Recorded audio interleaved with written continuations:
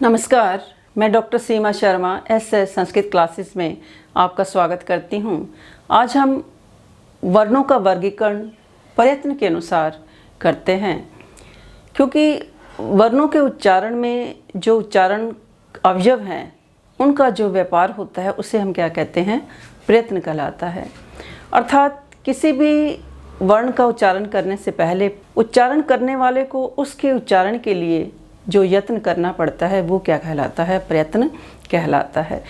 ये कितने प्रकार का होता है? 2 प्रकार का होता है, अभ्यंतर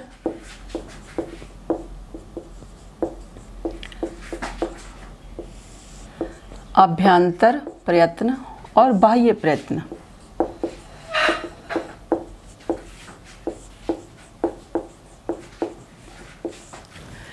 प्रयत्न तो अभ्यंतर प्रयत्न क्या है कि किसी भी वर्ण का उच्चारण जब हम करते हैं, मुख से ध्वनि निकलने से पहले मुख में होने वाली जो जीवा की समस्त क्रियाएं हैं, यानी जीवा का भिन्न भिन्न स्थानों पर स्पर्श करना, जैसे तालु, दंत, ओष्ठ आदि, इनका जो प्रयत्न है वो क्या कहलाता है, अभ्यंतर प्रयत्न कहलाता है।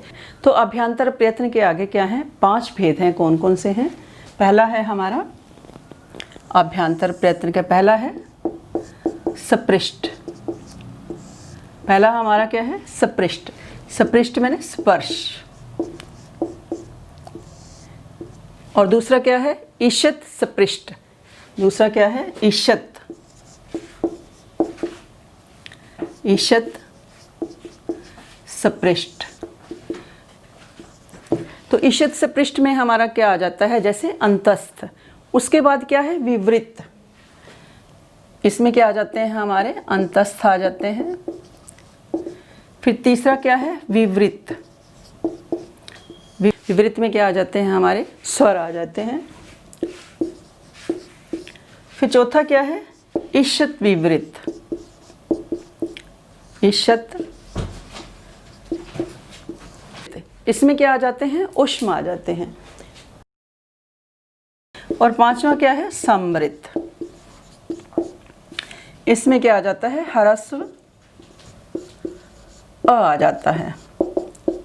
ह्रस्व आ क्या, इसमें क्या आ जाता है हमारा, समृत में।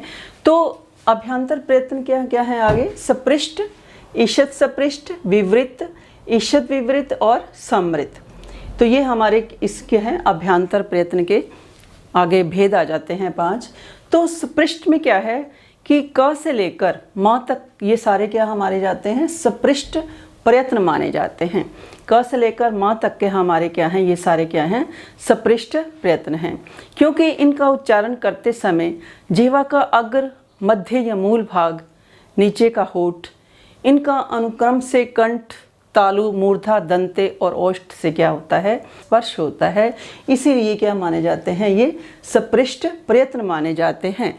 और या इनको क्या है, स्पर्श वर्ण भी कहा जाता है। यानी क से म तक जितने भी हम वर्णों का उच्चारण करते हैं, इनका उच्चारण करते समय जीवा का जो हमारा अग्रभाग है या मध्य है या मूल भाग है, वो क्या करता है कि अलग अलग अंगों को, मुख के अंदर जो कंठ है, तालु है, मूर्धा है, दंते या ओष्ठ है, उसको क्या करता है, स्पर्श करता है। 25 जो हमारे वर्ण हैं वो क्या है, सपृष्ठ प्रयत्न कहलाते हैं। और इनको क्या है, स्पर्श वर्ण भी कहा जाता है। तो दूसरा क्या है, ईशत सपृष्ठ अंतस्थ। यानी ईशत सपृष्ठ मैंने य व र ल, ये हमारे क्या हैं, अंतस्थ हैं। य व र और ल। और स्पर्श हमारे क्या है, क से म तक, ये हमारे क्या हैं, स्पर्श वर्ण हैं। और अंतस्थ, ईशत सपृष्ठ अंतस्थ यानी य व र ल, यानी इन वर्णों का ईशत सपृष्ठ प्रयत्न है। क्योंकि इनके उच्चारण में क्या है कि जिह्वा का मुख के अंदर इनका जो उच्चारण स्थान पर बहुत थोड़ा सा स्पर्श होता है, अर्थात मामूली सी जो रगड़ है वो लगती है। ईशत सपृष्ठ अंतस्थानाम। इसके बाद आ जाते हैं विवृत। विवृत क्या है, समस्त जो स्वर हैं उनका क्या है, विवृत प्रयत्न है। समस्त स्वर उनका क्या है, विवृत प्रयत्न है। यानी उनको बोलते हुए हमारा क्या है, विवृत मैंने खुला, कि पूरा मुख क्या है, खुल जाता है। जैसे अ, आ, ई, उ, इस तरीके से विवृत स्वर यानी समस्त स्वर हमारे इसमें क्या आ जाते हैं, विवृत में आ जाते हैं। ईषद विवृत है उष्म, तो श स ह इन वर्णों का कुछ ईषद विवृत प्रयत्न है, क्योंकि इनका उच्चारण करते समय मुख में जो श्वास नलिका का अग्रभाग पर लगे हुए जो 2 पर्दे होते हैं वो अच्छी प्रकार से नहीं खुलते, बल्कि कुछ थोड़े से ही खुले रहते हैं। तो ईषद विवृत श स और ह ये 4 ऊष्म हैं और ईषद विवृत में इनकी हम गणना करते हैं। तो समृद्ध अ कि जिन स्वरों के उच्चारण में मुख विवर अधिक से अधिक किंतु इतना ही उच्चारण हो सकता है, संकीर्ण रहता है, वो क्या है, समृद्ध है। और इसमें ह्रस्व अ यानी आप बोलते हैं अ, तो ह्रस्व आ का जो हम उच्चारण करते हैं तो मुख जो है बहुत अधिक नहीं खुलता है, तो यानी ह्रस्व अ, समृद्ध क्या है, ह्रस्व आ की है। तो इस तरीके से अभ्यंतर प्रयत्न के हमने क्या है, सपृष्ठ, ईषद सपृष्ठ, विवृत, ईषद विवृत और समृद्ध, इन 5 प्रकारों का क्या है वर्णन किया। सपृष्ठ में क्या है, क से माँ तक आ जाते हैं। ईषद सपृष्ठ में अंतस्थ य व र ल, विवृत में सारे स्वर आ जाते हैं। ईषद विवृत में उष्म हमारे व्यंजन आ जाते हैं, श स ह, और समृद्ध में ह्रस्व अ का समायोजन हो जाता है। तो अभ्यंतर प्रयत्न के बाद बाह्य प्रयत्न हम करते हैं। बाह्य प्रयत्न क्या है कि भिन्न भिन्न वर्णों का उच्चारण करते समय उच्चारित वर्णों की जो ध्वनि के बाद होने वाली क्रिया को क्या कहते हैं, बाह्य प्रयत्न कहते हैं। यानी जब भिन्न भिन्न वर्णों का जब हम उच्चारण करते हैं, उनका करते समय जो उच्चारित वर्ण हैं उनकी ध्वनि के बाद जो अभिलक्षित होने वाली क्रिया है उसको हम क्या कहते हैं, बाह्य प्रयत्न कहते हैं। यानी और ये बाह्य प्रयत्न क्या है, 11 प्रकार का है। पहला है विवार, दूसरा संवार, तीसरा श्वास, नाद, घोष या इसको सघोष भी हम कह सकते हैं, अघोष, अल्प प्राण,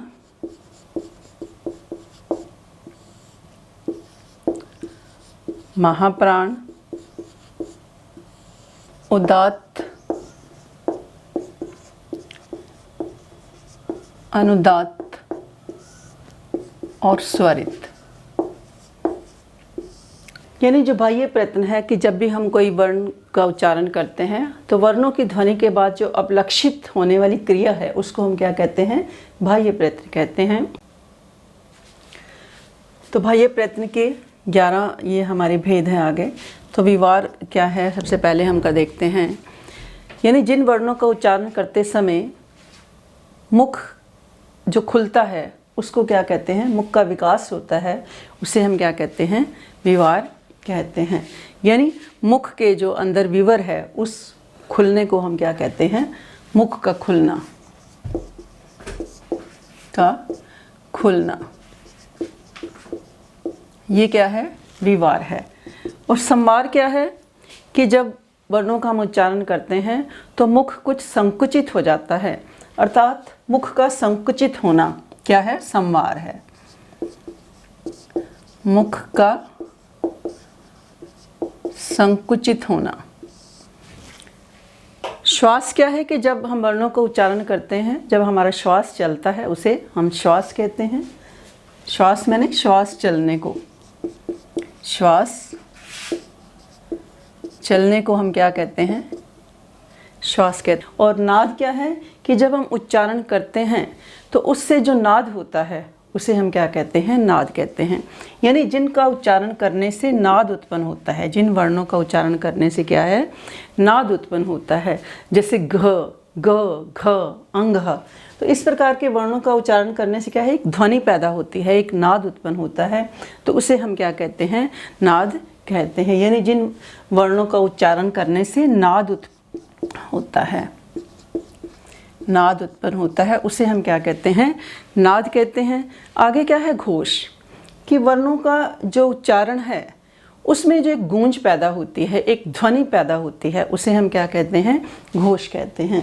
यानी वर्णों के उच्चारण में एक गूंज घोष का मतलब यहाँ पर क्या है, गूंज पैदा होती है, उसे हम क्या कहेंगे, घोष कहेंगे, या हम सघोष भी उन्हें कह सकते हैं। अघोष यानी ऐसे वर्ण जिनके उच्चारण में क्या है कि गूंज का ना होना, उसे हम क्या कहते हैं, अघोष कहते हैं। यानी गूंज का ना होना, गूंज ना होने को हम क्या कहते हैं, अघोष कहते हैं। गूंज ना होने को क्या कहेंगे, हम अघोष कहेंगे। अल्प प्राण, अल्प प्राण क्या है कि वर्ण के उच्चारण में जब प्राण वायु का अल्प प्रयोग होता है उसे हम क्या कहते हैं, अल्प प्राण कहते हैं। कि क ग जब हम बोलते हैं तो हमारी थोड़ी जो प्राण वायु है उसकी जो शक्ति है वो क्या लगती है, कम लगती है। तो वर्णों के उच्चारण में क्या है कि वायु के अल्प उपयोग को, वर्णों के उच्चारण में वायु का जो अल्प उपयोग है, वायु माने प्राण वायु या श्वास वायु, कम उपयोग है। वर्णों के उच्चारण में वायु यानी प्राण वायु या श्वास वायु का कम उपयोग, अल्प उपयोग क्या है, अल्प प्राण है। इसी प्रकार प्राण वायु का जब अधिक उपयोग होता है तो तब उसे हम क्या कहते हैं, महाप्राण कहते हैं। प्राण वायु का अधिक उपयोग का अधिक उपयोग, तो उसे हम क्या कहेंगे, महाप्राण कहेंगे। अब आ जाते हैं उदात्त, अनुदात्त और स्वरित। जो उदात्त, अनुदात्त और स्वरित क्या है, सारे जो स्वर हैं वो क्या है, उदात्त, अनुदात्त और स्वरित होते हैं। तो उदात्त क्या है कि जो ऊपर के स्थानों से बोले जाते हैं उसे हम क्या कहते हैं, उदात्त कहते हैं। यानी तालु आदि जो हमारे स्थान है, कंठ आदि जो हमारे स्थान है, इन स्थानों के ऊपर के स्थान से जो बोले जाते हैं उसे हम क्या कहते हैं, उदात्त कहते हैं। यानी उच्चई उदात्तः। और जो नीचे के स्थानों से बोले जाते हैं, अनुदात्त मैंने कि जो नीचे के स्थानों से बोले जाते हैं, तालु या कंठ आदि जो है जो नीचे के स्थानों से बोले जाते हैं उसे हम क्या कहते हैं, अनुदात्त कहते हैं। नीचई अनुदात्तः।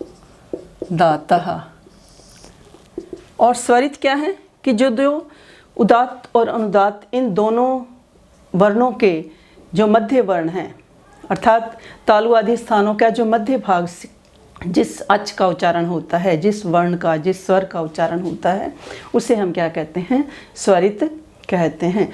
यानी इन दोनों के उदात्त और अनुदात्त के मध्य जो भाग है इनसे क्या उच्चारित होते हैं, स्वरित उच्चारण होते हैं। मध्य भाग से इनसे हम किन का उच्चारण होता है, स्वरित का होता है।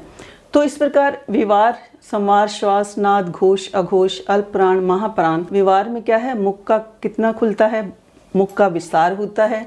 संवार में मुख संकुचित होता है। श्वास चलने को श्वास कहते हैं। नाद उत्पन्न होता है जब वर्ण का उच्चारण करते हैं। घोष में एक गूंज पैदा होती है। अघोष गूंज ना होने को क्या कहते हैं कि जब वर्ण का उच्चारण करते हैं तो किसी प्रकार की ध्वनि या घोष उत्पन्न नहीं होता।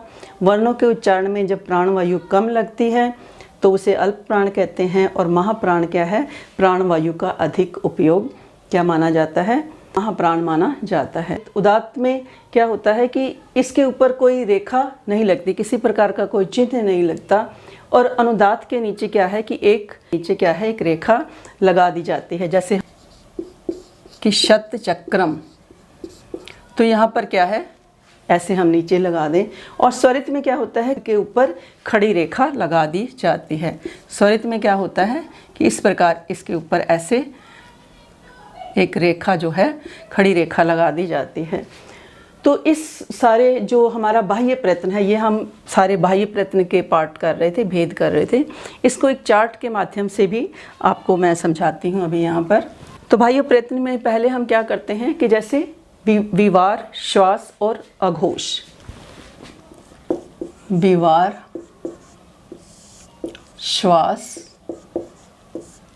श्वास और घोष। उसके बाद अगला हम बना लेंगे संवार, नाद और घोष। अघोष आ जाएगा इसमें पहले में। दूसरे में क्या है? संवार,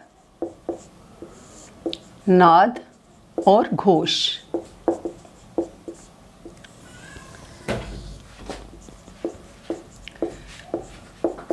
अल्प प्राण, फिर क्या है? महाप्राण। ये आ जाएंगे हमारे। तो विवार, श्वास, अघोष। क ख, क ख, च छ, ट ठ, त थ और प फ। श श स, श श और स। इसमें हमारे विवार, श्वास और अघोष। इसमें हमारे क्या है? पहले और दूसरे वर्गों के, कवर्ग के चवर्ग, टवर्ग, तवर्ग और पवर्ग। और श श और स, ये हमारे क्या है? तीनों जो हमारे उष्द हैं, हा को छोड़ के, वो हमारे इसमें आ जाते हैं। तो इनका क्या है? विवार, श्वास और अघोष प्रयत्न है।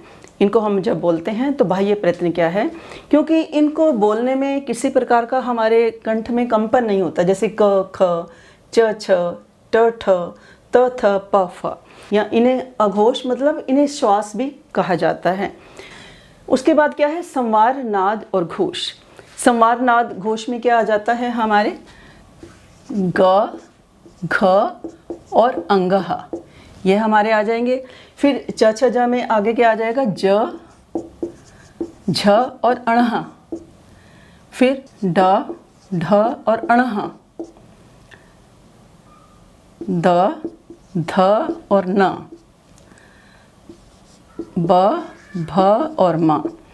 और क्या आ जाएंगे साथ में? य व र ल, य व र और ल।